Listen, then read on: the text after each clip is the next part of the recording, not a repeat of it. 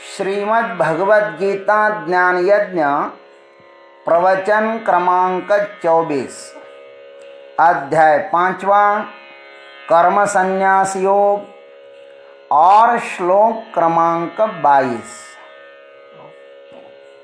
ओम त्र्यंबकं यजामहे सुगंधिं पुष्टिवर्धनम् उर्वारुकमिव बन्धनान् मृत्योर्मुक्षीयमामृतात् समस्तजनकल्याणे निरतं करुणामयं नमामि चिन्मयं देवं सद्गुरुं ब्रह्मविद्वरं वसुदेवसुतं देवं कंसचानूरमर्दनं देवकी परमानंदम कृष्णं वंदे जगद्गुरुम्।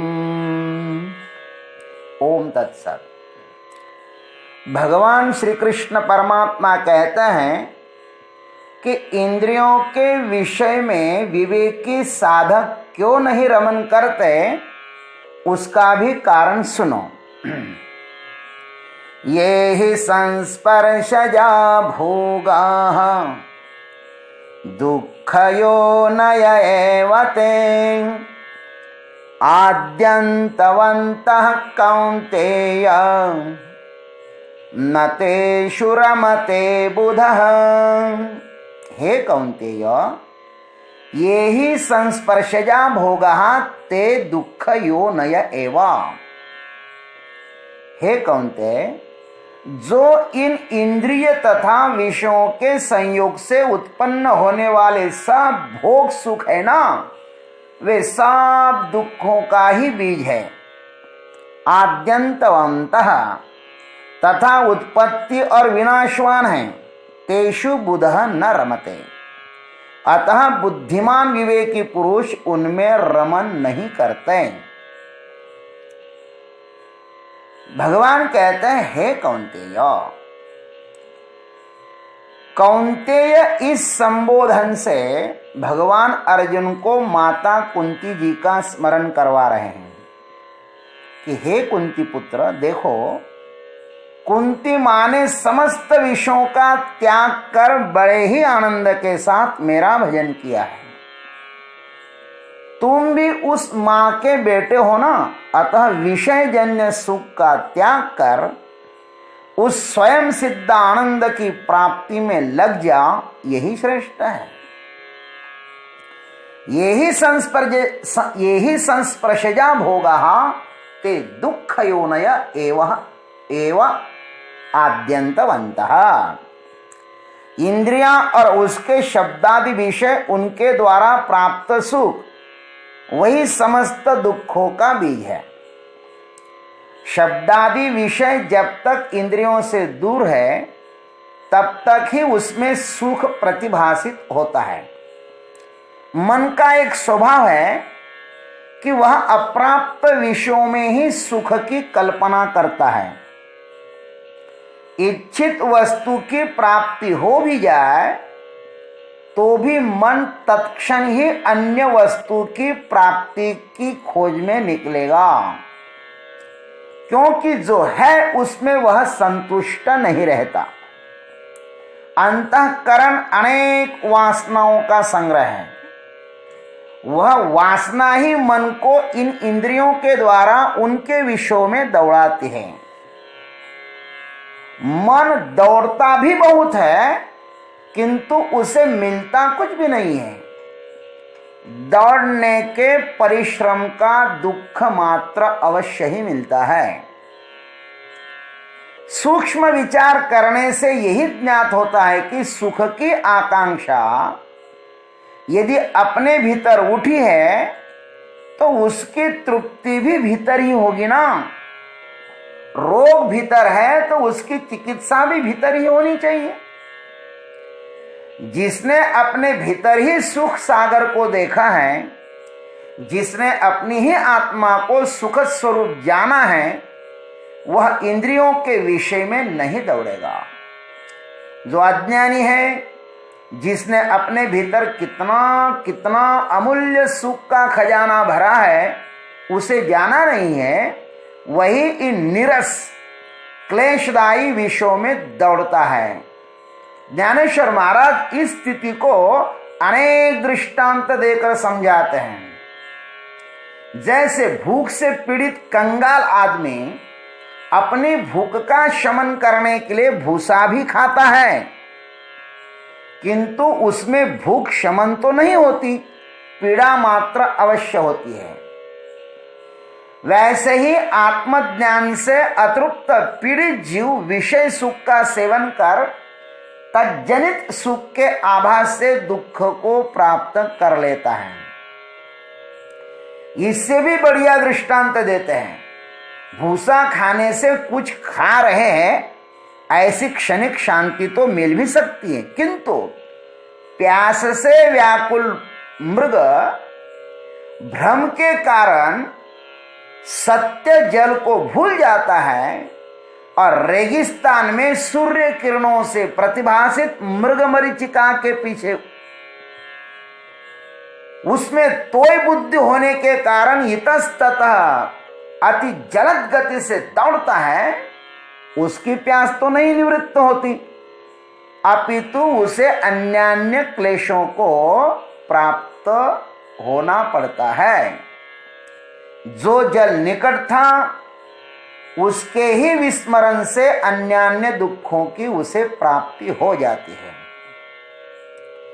आत्मस्वरूपस्थ सुख से अनभिज्ञ होने के कारण ही अज्ञानी जीव विषयों के आभास तक उसमें फंस जाता है।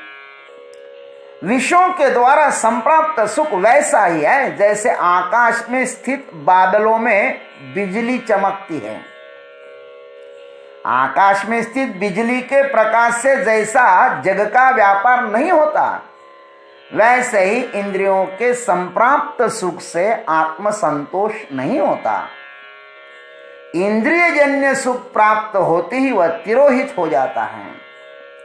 इसलिए इस प्रकार के क्षणभंगुर सुख को प्राप्त कर कोई भी शांति को उपलब्ध नहीं होता। यदि हवा, पानी और गर्मी से आकाश में स्थित बादलों की छाया आदमी का बचाव कर सकती है, तो फिर यह बड़ी बड़ी अनेक मंजिली इमारती मकान बनाने का आदमी क्यों परिश्रम करते हैं? क्यों न उन अभ्र छाया में ही अपना निवास स्थान बनाते हैं? विषय सुख भी अभ्र छाया की तरह ही है। छाया का आना और खो जाना युगपत ही होता है। वैसे ही विषय भोग है। विषयों में सुख बुद्धि रखना वैसे ही है जैसे विषकंद बचना को ही उसका यथार्थ स्वरूप न जानकर उसे मधुर मीठा मानते हुए उसका सानंद सेवन करते रहना। अज्ञानवश विषय सेवन करने का परिणाम अंततः दुख ही तो है ना। उसका ज्ञान न होने से ही उसमें विपरीत बुद्धि जागती है। जैसे भव नामक ग्रह को जो अत्यंत पीड़ादायक है, उसे लोग मंगल ग्रह के नाम से पुकारते हैं। पीड़ा देने वाले को मंगल कहते हैं। क्यों? पानी का कुछ भी गुणधर्म न होते हुए भी उस जल को लोग बड़े प्रेम से मृगजल कहते हैं। वैसे ही किंचित मात्र भी सुख की अनुभूति न होते हुए भी उस विषय में सुख की कामना करते हैं और उस विषय भोग को विषय सुख की संज्ञा लोग देते हैं। वाह रे वाह! अरे भाई, सर्प के फने की छाया में यदि मूषक को विश्रांति मिल सकती है, तो ही इंद्रियों के आश्रय से इसी आदमी को सुख मिल सकता है। लेकिन ये जैसे असंभव है। सांप और उंदीर जैसे परस्पर एक दूसरों के दुश्मन हैं, ठीक वैसे ही विषय भोग और तज्जनित सुख एक दूसरों के दुश्मन हैं। इसलिए इन विषयों का सेवन न करना ही बुद्धिमान साधक के लिए हितकारक है। कांटे में लगाए हुए मांस के टुकड़े का सेवन मछली जब तक नहीं करती तब तक ही उसका भला है, वरना थोड़ा भी प्रलोभन उनकी जिंदगी के लिए धोखा सिद्ध हो जाएगा। इसलिए जो जानते हैं वे उनके बहिरस्थ सौंदर्य को देखकर उनसे प्रलोभन नहीं करते हैं। इंद्रिय विषय ऊपर से भले ही सुहावने प्रतीत हो गए, किंतु वे अंततः दुखद ही हैं। जैसे पांडुरोग माने बहुत मोटापा ऊपर से देखने के लिए सुहावना लगता है, किंतु उसका परिणाम मात्र दुख ही है। भगवान कहते हैं अर्जुन, अरे आद्यंतवंतः, इसलिए विषय प्राप्ति में भी दुख ही है, भोग काल में भी दुख ही है और उस भोग के पश्चात भी दुख है। आदि में भी दुख है और अंत में भी दुख है। जिसके अंतर्बाह्य दुख ही भरा होने पर भी जो अज्ञानी लोग हैं ना, वे विषयासक्त है, आंख बंद कर उसमें ही रमते हैं। उनके भोग से उन्हें विरक्ति होती ही नहीं है। ते अंतरणेनती बापुडे म्हणून अगत्य सेवन घडे, सांगे पुय पंकीचे किडे काय चिळसी घेते। दुख ही जिनके जीने का लक्ष्य होता है, ऐसे अज्ञानी जन उस विषय रूपी दुख से वैसे ही हटना नहीं चाहते जैसे नरक में माने मवाद में पड़े हुए कीड़े उसमें से मुक्त होने का विचार ही नहीं करते हैं, क्योंकि वह नरक उनका जीवन हुआ है। जानने वालों के लिए मात्र उनका जीवन दुख ही है, किंतु उन अज्ञानियों के लिए वही सुख है। उन्होंने विषय सेवन को ही अपना परम लक्ष्य समझा है, उसके अतिरिक्त वे और कुछ जानते भी नहीं है और कुछ जानना भी नहीं चाहते हैं। ये विषय रूपी कीचड़ में रहने वाले मेंढक ही है। वे मछली की तरह भोग रूप विषय जल के जलचर ही तो है। मछली का जीवन जैसे पानी है, वैसे ही उन अज्ञानियों का जीवन विषय भोग है। अतः वे उन भोगों से कैसे निवृत्त हो पाएंगे? दुख ही उनका जीवन हो गया है। खैर, तेषु बुधः न रमते, विषयों के स्वरूप को जानने वाले विवेकी पुरुष उसमें रमन नहीं करते हैं। वे उन विषयों को यह विष ही है ऐसा जानकर त्याग कर देते हैं। परमार्थ तत्व के आनंद में जो विवेकी रमन करता है ना, वह इन दुखों में क्यों रमेगा? उस आत्मदर्शी को इन विषयों से सहज वैराग्य हो जाता है। पतंजलि महाराज ने इन विषयों में 3 प्रकार के दुख बताए, परिणाम दुख, ताप दुख और संस्कार दुख। परिणाम ताप संस्कार दुःखैर्गुणवृत्ति ही विरोधाश्च दुःखमेव सर्वं विवेकिनः। ये 3 प्रकार के दुख सब विषयों में विद्यमान रहते हैं, सब विषयों में, और इनका परस्पर विरोध भी है। सात्विक, राजसिक और तामसिक इनके भेद है।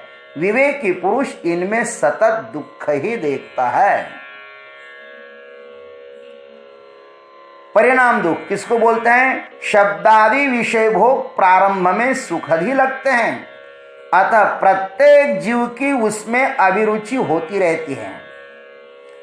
जैसे दांत खुजली, खरूज, खुजलाने में सर्वप्रथम बड़ा ही आनंद, मजा आता है, किंतु अंतिम परिणाम होता है दुख।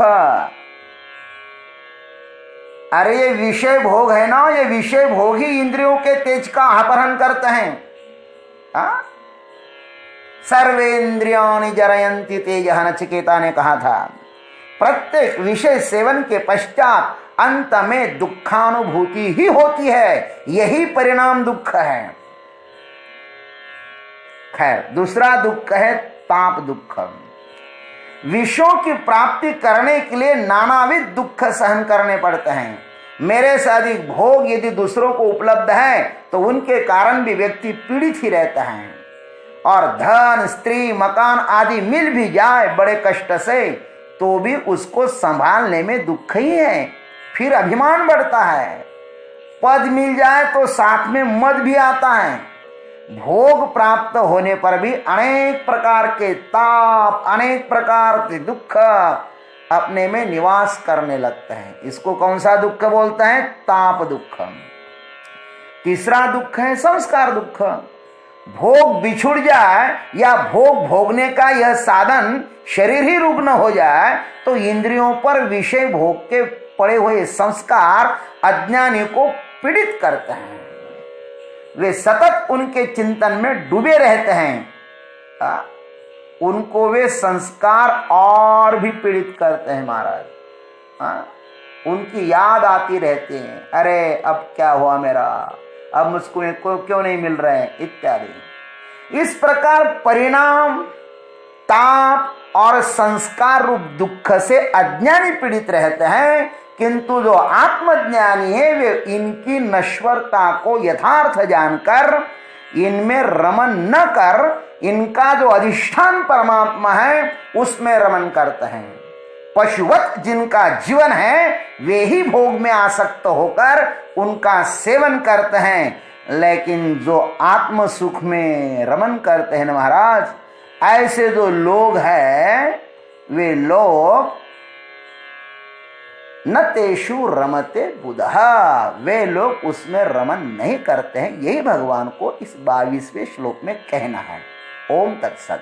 जय गुरुदेव, जय जगदीश्वर, जय जय महाकाल।